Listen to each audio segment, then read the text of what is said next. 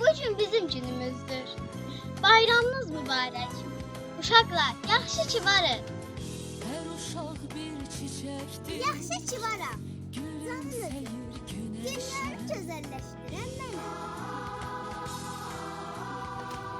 Hər ana körpəsilə.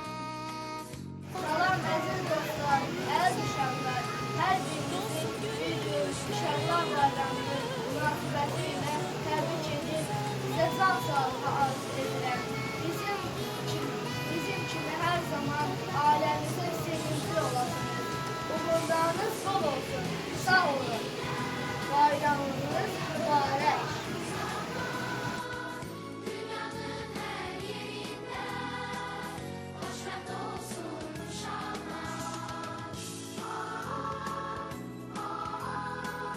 Xoşbəxt olsun uşaqlar.